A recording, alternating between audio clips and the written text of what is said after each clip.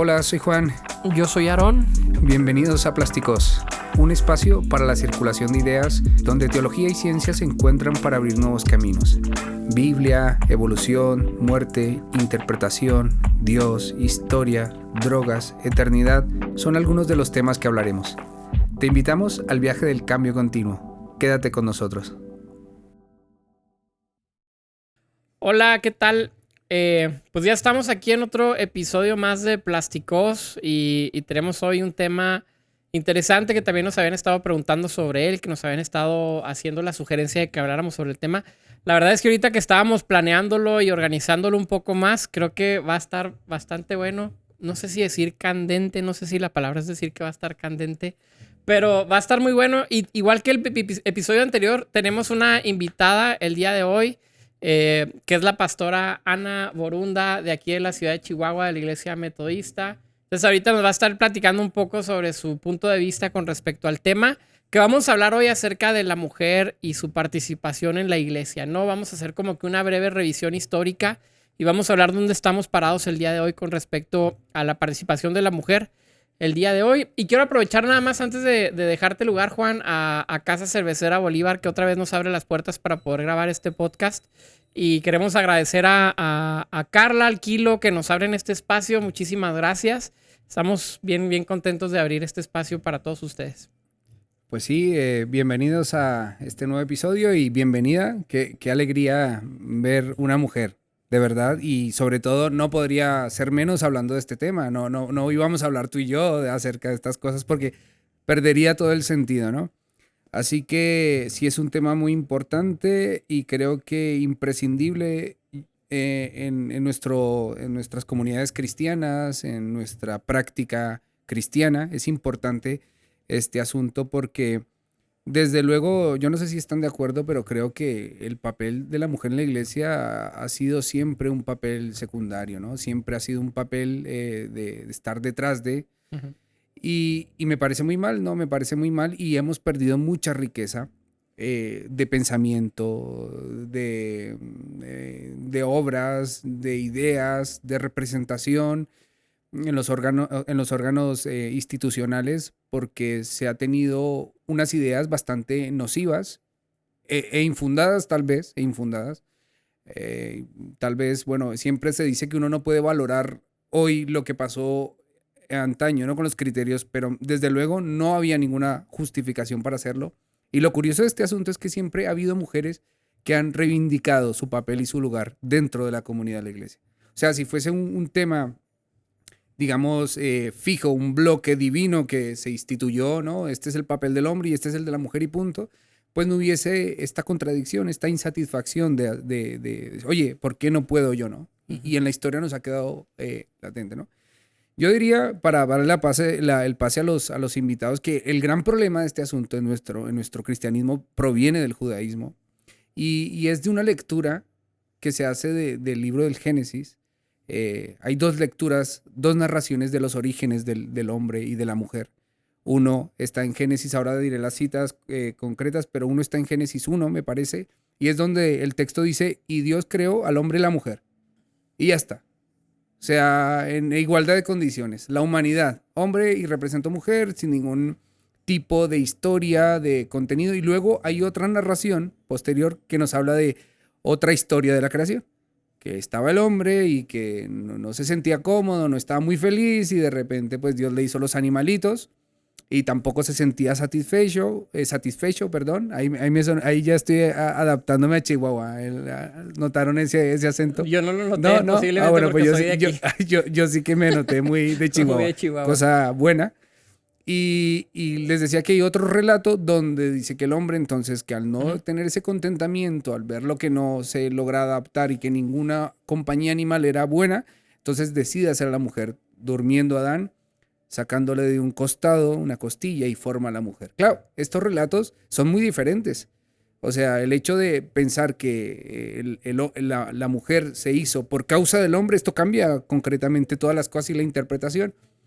Y por otro lado está la otra narración que no fue muy tomada en cuenta, y es curiosamente que Pablo, por ejemplo, adopta esta interpretación 2 de que la mujer fue hecha por causa del hombre. Y yo creo que esto fue, y otras cosas, y obviamente la cultura misógina judía, y no solamente judía, sino del entorno de Mesopotamia y culturas aledañas, que forma esta idea de que la mujer es algo negativo y es algo que se hizo porque, bueno, porque tenía que hacerse para satisfacción del hombre, por causa del hombre. Y yo creo que a partir de aquí comienza el gran problema, cosa que no estoy de acuerdo, ¿no? Optaría por la otra opción de, hombre, somos iguales, hombre y mujer, y los dos tenemos que construir nuestros roles a partir de un pacto social. Esta es mi forma de pensar. Pero bueno, doy paso a Ana, Ana o Aarón, no sé quién quiera tomar la palabra. No, pues Ana, platícanos, preséntate para que te conozcan.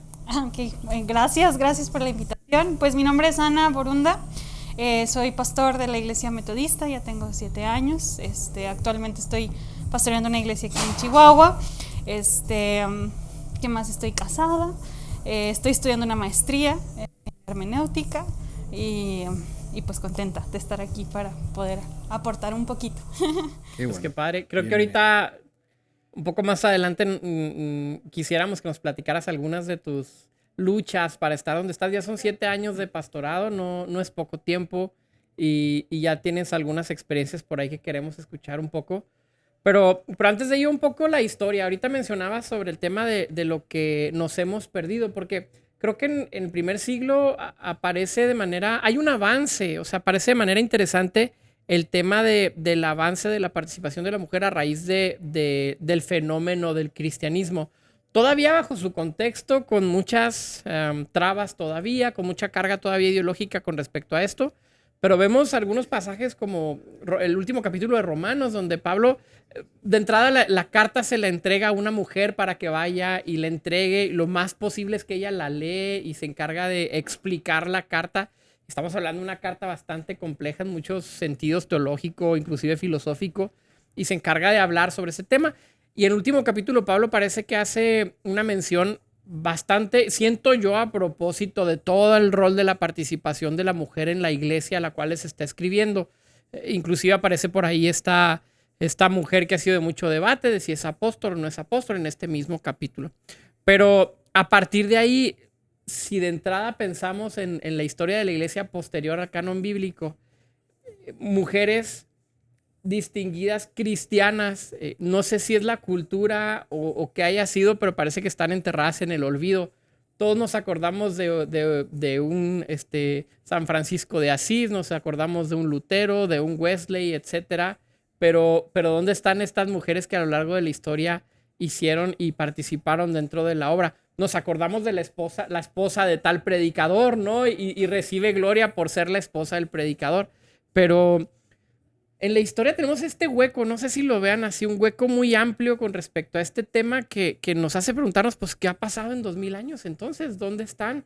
¿Hemos hecho mal? ¿Somos nosotros los que hemos hecho mal? ¿No hemos obedecido al mandamiento de Dios? ¿O así tiene que ser las cosas? Que es la otra postura.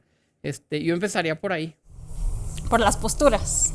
Por el gap histórico, ¿no? Por el hueco que encontramos en la historia. O sea, ¿cómo lo vislumbras?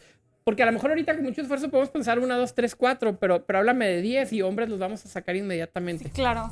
Bueno, antes de ir a la parte post o de la iglesia, solo me gustaría mencionar en el aspecto judío, Jesucristo hizo un parteaguas en el aspecto de la mujer. O sea, vemos precisamente en Génesis 1 la creación, digamos, en un diseño perfecto, igual en valor, en muchas cosas que Jesús trae, ¿no? Otra vez a la mesa para ese mismo valor. Le dio dignidad a la mujer. Yo me atrevería a decir, y con miedo, pero que Jesús fue una persona feminista, en el sentido de darle un nombre a la mujer, una oportunidad. Había mujeres como parte de sus discípulos, la oportunidad de las mujeres para ir a predicar, ¿no? Fueron las primeras que dieron el mensaje, aunque nadie les creía porque su voz no tenía mucho sentido en aquel tiempo, pero Jesús viene a reivindicar lo que precisamente se malinterpretó dentro de todo el ambiente judío. Y también se ven luces, ¿no? Luces de esperanza dentro del Nuevo Testamento. Pero sí, como que a la postre, donde vemos que ha habido no sé, yo me atrevería a decir quizás una mala interpretación, donde hay una ausencia no de labor, porque sí ha habido, sino de reconocimiento. Eso. Estaba leyendo unos artículos en internet desde desde antes, pero ahora me hiciste la invitación, donde hay tumbas a un lado de algunos de padres apostólicos o de sacerdotes, donde hay mujeres. O sea, arqueológicamente sí ya han estado descubriendo algunos nombres, algunas mujeres que eran parte. También el pensar que la iglesia se reunía en casas, quien gobernaba y dirigía las casas, las servía, eran las mujeres. Entonces sí hay un trabajo, ha habido. El problema es que no se le ha dado el nombre, y 2020 años después pues viene pasando algo similar. O sea, lamentablemente las mujeres sí pueden ser misioneras, pero no pastoras. Pero sí, como que maestras de niños. Exacto. Puedes cantar, pero no puedes predicar. O sea, se sigue habiendo ese perfil donde sí hay mujeres que trabajan, que hacen las cosas, pero no hay esa distinción o reconocimiento a su trabajo. Sí, está muy fuerte y lo peor de todo es justificar esto con un así lo quiso Dios, ¿no? Esto es lo peor y lo peligroso del asunto, que hoy en el siglo que estamos y en el año que estamos puede haber este tipo de opiniones. O sea, opiniones puede haber siempre las que quieran, ¿no? Pero justificar, yo creo que en este caso, concretamente cuando estamos hablando de la libertad de una persona, de su integridad intelectual, moral, física, no se puede permitir. O sea, podemos aceptar cualquier opinión, pero es que desde luego seguir violando esos derechos y seguir dando ese papel, justificándolo como un mandato de Dios, me parece que hoy es incorrecto, ¿no? Es sumamente incorrecto y es triste que hoy se siga esto y no de una forma esporádica. No estamos hablando de una minoría, estamos hablando de grupos de grupos de cristianismos donde esto sigue siendo muy marcado, ¿no? Donde, oye, la mujer, sí, el papel de la buena, austera, amante de su hogar, disciplinada, sumisa, y esto lo se ve como un valor. Desde luego a mí me parece que no es correcto y para actualizar este cristianismo que hoy nos corresponde vivir, esto es una de las grandes cosas que tenemos que aceptar. Y no solamente en nuestro entorno, porque recordemos que Roma, por ejemplo, todavía no nombra a la primer mujer sacerdote o la primer dirigente mujer, que yo creo que lo vamos a ver dentro de muy poco tiempo. Pero la iglesia luterana en el norte de Europa, por ejemplo, la líder en Alemania de la iglesia luterana es una mujer. O sea, ¿y qué problema hay? ¿Y qué pasa? ¿Es menos eficaz? ¿Es menos de parte de Dios? Yo creo que no. Entonces aquí sí creo que es un tema porque en la Biblia se palpa. Cualquiera que lea las cartas de Pablo o que lea el Antiguo Testamento se dará cuenta.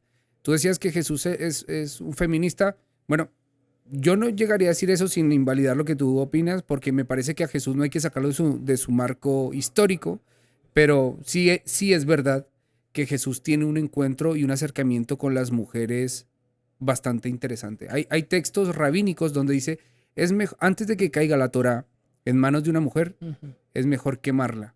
Sí. O sea, eso es muy fuerte. Y son textos de rabinos muy importantes en torno al siglo I. O escuchar a un Filón de Alejandría que dice, la política, la vida religiosa, la participación pública, que es un judío de Alejandría muy, muy, muy influyente, dice, está destinada a los hombres. Las mujeres cuiden su castidad, su virginidad, y cuiden de no salir a la calle, ¿no? Que tienen unos límites. Las solteras su habitación y las casadas hasta el patiecito y hasta ahí. O sea que sí es verdad que hay que decir que la cultura, esa cultura que ha vivido y en el cristianismo ha sido una cultura muy patriarcal, y por lo tanto misógina. Y eso sí. Yo creo que no hay que colorearlo y ni hay que decirlo, no. O sea, porque aquí interpretarlo, como interpretas un texto de estos, por ejemplo, en Gálatas, en Corintios, en las cartas pastorales de Pablo a Tito, donde hay un mensaje muy fuerte, o sea, muy fuerte. Entonces, ¿cómo puedes interpretar una cuestión de estas sin llegar a la conclusión, hombre, aquí hay un tema cultural serio que no nos corresponde a nosotros? Creo que esa es la respuesta. Hay por ahí una advertencia de la interpretación de los tiempos, de no interpretarlos bajo nuestros propios lentes, ¿verdad? O sea, dentro de su contexto, la dinámica es muy distinta y asumir que deben de tener nuestros mismos valores morales, éticos, civiles, etcétera, puede ser engañoso en cierto momento.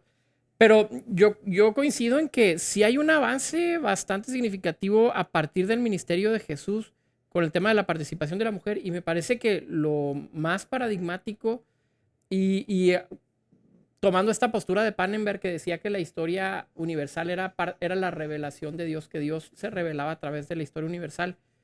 Y Pannenberg hablaba de la resurrección como el punto cúspide de la historia universal, ¿no? El momento más importante para el cristianismo en el mundo posiblemente sea la resurrección. Ese momento es entregado para ser anunciado por mujeres. Curiosamente, Pablo no lo menciona en 1 Corintios capítulo 15. No incluye en el relato este eslabón de mujeres que van a repartirlo. No sabemos por qué, pero otros autores como los evangelistas sí incluyen que dentro de la resurrección a quien se anuncia primeramente el mensaje más importante, que personalmente como cristiano y pastor tengo que creer que Jesús resucitó. Entonces este mensaje es entregado directamente a unas mujeres. Entonces esto es un escándalo en su contexto. Sí. Esto es un escándalo totalmente. De ahí que venga el argumento de que Pablo lo quiso esconder, de que quizá había una presión de la iglesia, y ahorita nos platicas de la presión que a lo mejor haya sentido dentro del contexto de iglesia en ocasiones, pero ser reacios a que la mujer tome parte, que amenaza nuestra frágil masculinidad, creo que ha existido durante tiempos. Sí, y se ha recrudecido con el tiempo, ¿no? Yo creo, es verdad que en la época de Jesús siglo I, las ciudades agrícolas o las zonas rurales sí que tenían una forma de vivir su cotidianidad con la mujer diferente a las grandes ciudades. En Jerusalén la mujer no podría salir con la cabeza descubierta, tenía o salir con un familiar o con su marido o con sus hijos y con su rostro tapado. Sí.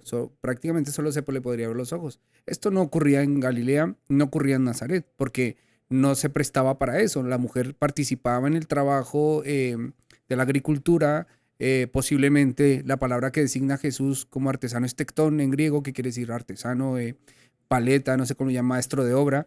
La mujer también participaba porque era digamos que el esquema donde la familia sobrevivía, ¿no? Se buscaba la vida. Entonces, en estos contextos, y se le atribuye a Jesús porque tenía un acercamiento a las mujeres distinto que un hombre de Jerusalén. Un rabino no hubiese permitido que una mujer lo siguiera, por ejemplo. Claro. Era aberrante y perdía prestigio y aparte mal visto. Pero un Galileo las cosas las asumía de manera diferente. Entonces sí que es verdad que los evangelios se introducen. Lucas, al leer el evangelio de Lucas, famoso evangelio de las mujeres, de los pobres, seguían mujeres a Jesús. Esto era impensable en aquella época. Pero era a lo que me quería referir yo, con que lejos de ser como una carta abierta al Jesús feminista, es más bien como ese contexto y ese que se podía permitir. Tampoco decir que Pablo era un misógino porque así lo quería. Porque Pablo está metido y sumergido en una cultura que tanto ellos como los griegos tampoco varían mucho las cosas. Sí. O sea, no tenemos que buscar en la historia momentos históricos donde las mujeres tenían una relevancia jerárquica, social, política, que las estamos encontrando, pero la verdad son mínimas y son escasas, ¿no? Hace poco hubo en la Patagonia, en Argentina, un hallazgo de las mujeres cazadoras, y eso fue fascinante porque hombre, había mujeres que se dedicaban también a cosas que se habían siempre querido que pertenecían a los hombres, ¿no? Pero eso era lo que me refería.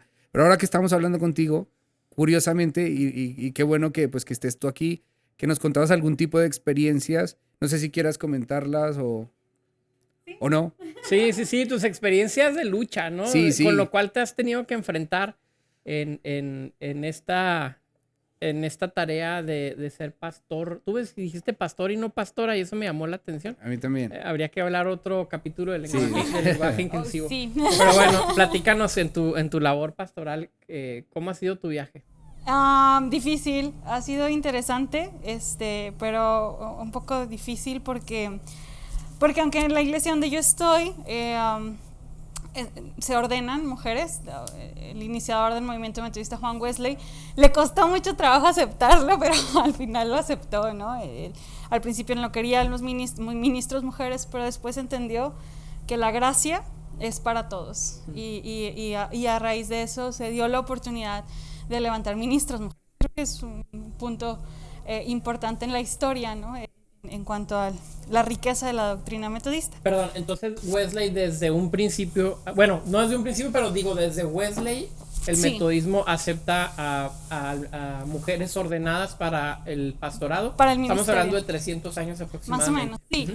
Claro que ha sido una lucha que hasta la fecha, o sea, es no que sea la situación de papel en el sentido de que no se hace, sino que sí se hace una diferencia evidente.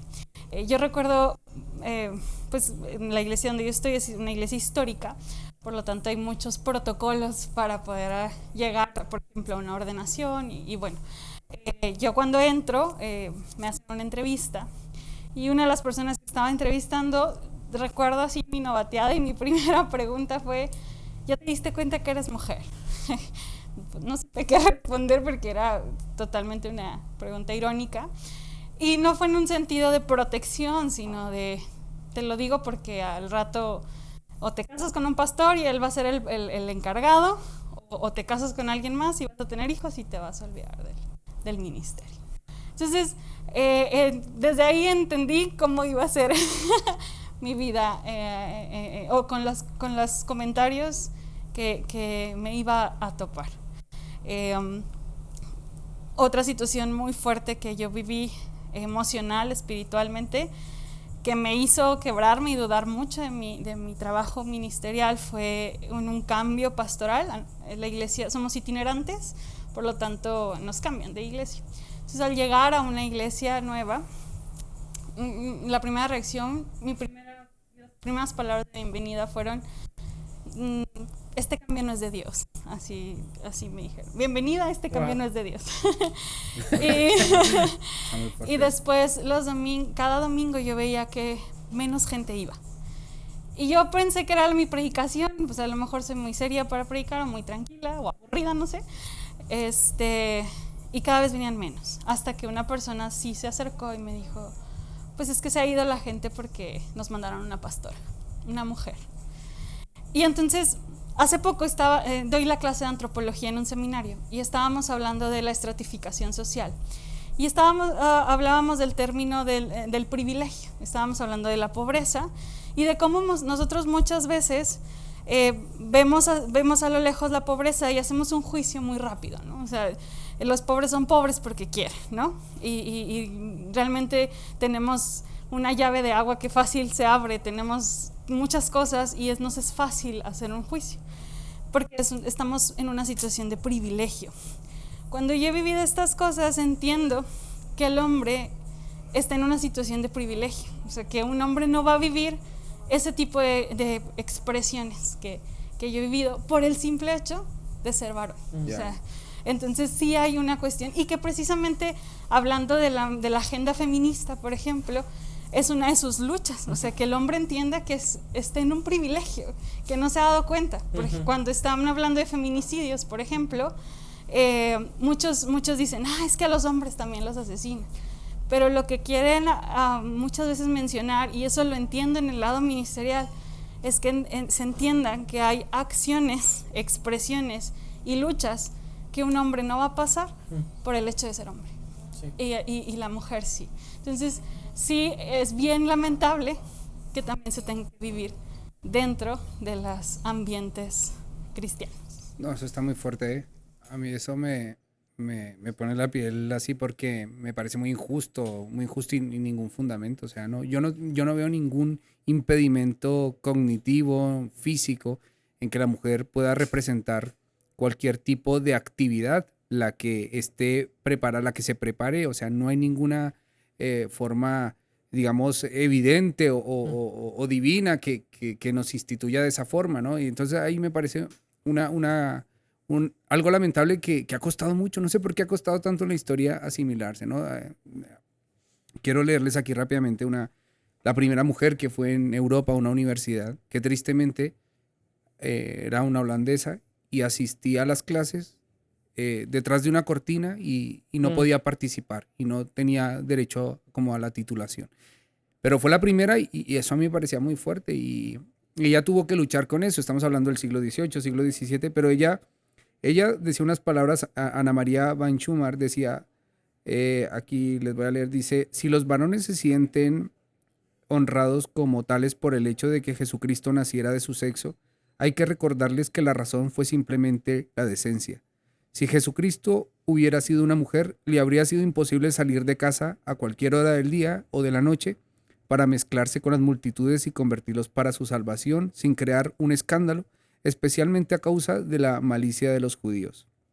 Wow. O sea, siempre ha habido este malestar porque no es algo natural, o sea, no es una imposición de parte de Dios o natural, no, esto ha sido una construcción nuestra y una construcción injusta para, en este caso, para la mujer. Y a mí porque España es un país que estas cosas, por lo menos a nivel social, están muy superadas. O sea, aquí ya no te puedes poner a hablar en una conversación tomándote unas cervezas con unas amigas a decir cualquier comentario de este tipo, ¿no? Ah, tú no estás capacitado, o yo qué sé. O ¿sabes qué? Déjame, te invito porque yo soy el hombre. No, allí tú le das, me ha tocado ayudarle a una mujer a bajarse del autobús y decirle que no puedo o qué. O sea, yo soy capaz de hacerlo, tranquilo. Y bien, lo entiendo por el trasfondo histórico, ¿no? Decir, un momento, o sea, aquí ya eso del sexo débil, olvídate, ¿no? Y está más asimilado en el ámbito social. Pero aquí sí me he encontrado personas de mi edad que me han dicho alguna vez, oye, yo no permito que una mujer dentro de las comunidades cristianas me diga por qué es mujer. No le corresponde. Entonces yo le he preguntado, ¿por qué motivo? ¿Por qué motivo? No más. O sea, a mí me parece impensable que haya ese pensamiento ahí arraigado, incorporado en la mentalidad de las personas y de los hombres, sobre todo en este caso. Es que creo que la primera objeción que se menciona cuando se escucha el pastorado femenil va a ser una objeción de estos pasajes en Corintios y en Timoteo. Y me da tanto gusto que estés estudiando la maestría en hermenéutica. Porque vas a tener una autoridad de interpretación en este tipo de pasajes.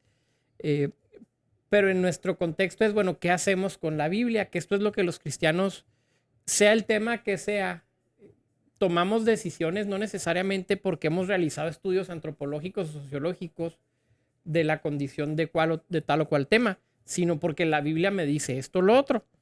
Toda lectura de la Biblia es interpretación, no cabe duda de eso. Pero entonces también ciertas interpretaciones se van perpetuando y se van creando sistemas en torno a esta interpretación. Entonces, yo esta pregunta te la hice ahorita antes de comenzar y es una pregunta que traía desde hace mucho tiempo, yo creo que desde años, porque yo creo en el pastorado femenil. Pero yo decía, ¿cómo contestas? ¿Cuál es tu respuesta cuando alguien te dice, la Biblia dice, la mujer calle en la congregación, pregúntele a su esposo si tiene alguna pregunta ahí en su casa? Y aquí en la iglesia, pues, no le permito a la mujer ejercer autoridad sobre los hombres. También otra parte dice, porque la mujer cayó primero, ¿verdad? Otra vez lo que hablábamos de la interpretación de Génesis, porque fue la mujer la que cayó. Estas palabras de sí, pero la segunda interpretación, o sea, que es muy curiosa que esa se asimilase y la otra no. Sí, o sea, pero que está clara, o sea, que está clara que la mujer es inclusive prácticamente es un problema, es un marrón. Sí. Sí, que viene de las cuatro, de la teoría de las cuatro relatos, ¿no? Del Génesis, ¿no? Las cuatro relatos hablados del judaísmo. Pero ¿cuál es tu respuesta cuando algún cristiano o algún pastor te dice, oye, dice la Biblia que no puedes ser pastora? Pues que la mía no dice eso. ¿Qué versión tienes? Para empezar, ¿qué versión tienes de la Biblia?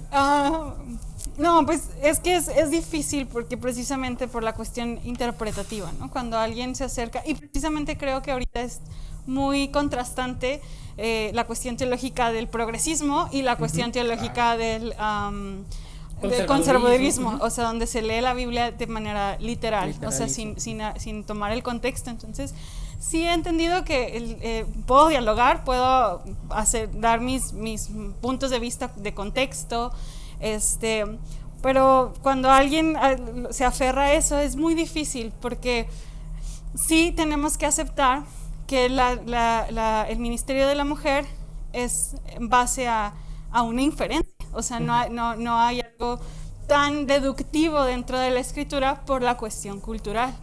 Entonces, es difícil dialogarlo cuando alguien tiene una interpretación literal.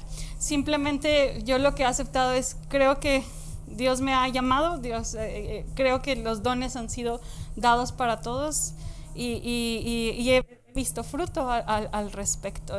Yo creo que es más una cuestión de experiencia que poder llegar con una interpretación, porque cuando alguien se basa de una manera fundamentalista o literal, no lo vas a sacar de ahí, porque precisamente la inferencia, el ministerio de la mujer es en base a una inferencia, que también es la Trinidad, que también son varios aspectos básicos de la escritura, pero sí es difícil. Yo creo que pues busco la explicación contextual, pero simplemente el dar la evidencia del respaldo de Dios en mi trabajo creo que ha sido la mejor respuesta. Es que ahí está el asunto de cómo nace una teología de liberación, ¿no? Es a través de la contradicción, porque por un lado puede haber una tradición, o puede haber un escrito, o puede haber una comunidad, pero si eso contradice mi experiencia, ahí hay problemas. Y entonces aquí es lo interesante de las vías alternativas o la teología de la liberación que surge en América, y me atrevo a decir que a partir de estas teologías de la liberación surge la teología feminista, que es una teología que no se encuentra cómoda con la tradición, no se encuentra cómoda con los textos, y entonces intenta escapar, o no escapar, sino buscar una alternativa. Y en este caso es lo que tú decías, que me parece muy curioso, estando tan presente en las escrituras, ¿cómo defines tu posición? Porque aquí, claro, aquí te pueden decir, oye, pero eso te lo estás inventando tú, ¿no? O volviendo a lo mismo. Pero cuando existe una contradicción, olvídate, hay que revisar las cosas, porque si no coincide con tu experiencia, ¿qué pasa? Yo me siento llamada por Dios, como lo mencionaba, yo estoy capacitada para hacerlo, entonces no hay ningún problema. O sea, ¿qué ocurre, no? ¿Qué ocurre? Y es cambiar aquí este enfoque, volvemos a lo mismo, es que aquí el gran enfoque es ser tan sesudos con una idea y querer llevarla hasta el extremo de vaciar una iglesia por un concepto que se tiene que revisar. Sí. Y es que, perdón. Sigue, por favor. Gracias. Tú puedes aquí interrumpir cuando quieras. Muchas gracias.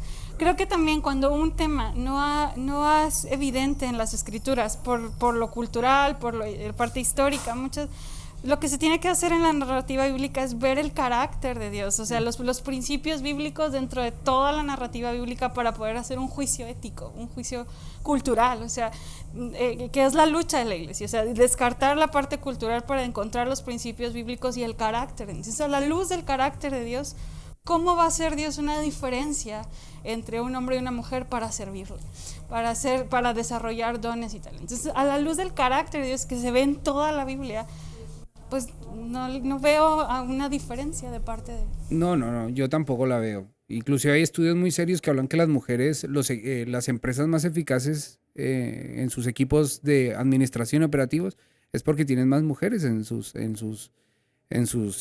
conjuntos o sus grupos directivos, ¿no? Entonces, aquí está la contradicción y no hay ninguna cosa fija que nos diga que no puede ser. Entonces, yo creo que yo abogaría porque más mujeres ingresaran a los seminarios. Primero, más mujeres nos enseñaran en las iglesias, más mujeres nos enseñasen, nos compartiesen sus experiencias, estuviesen en los órganos de gobierno y nos lleven también liderazgos. Es que no pasa nada, o sea, aquí es un tema de capacidad. Hoy aquí en Chihuahua nos gobierna una mujer y bueno, yo no me meto en política porque aquí no conozco, pero la gente está contenta con Maru Campos.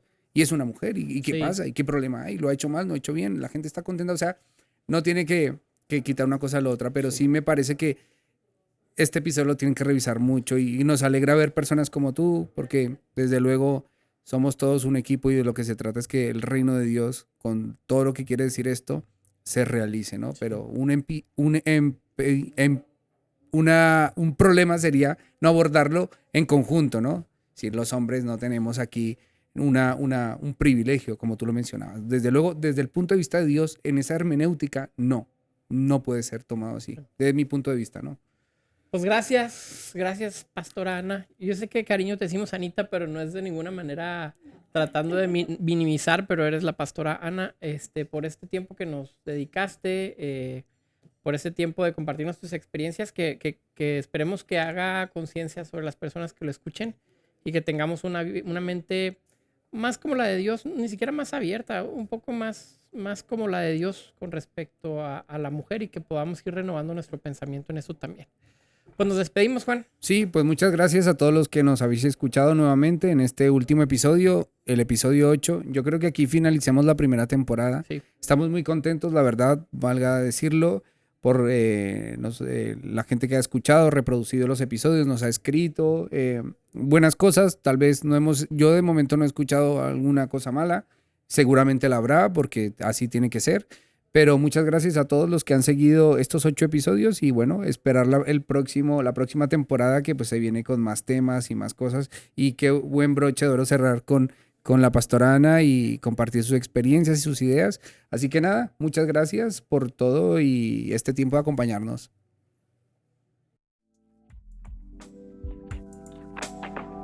Esperamos que hayas disfrutado este viaje con nosotros.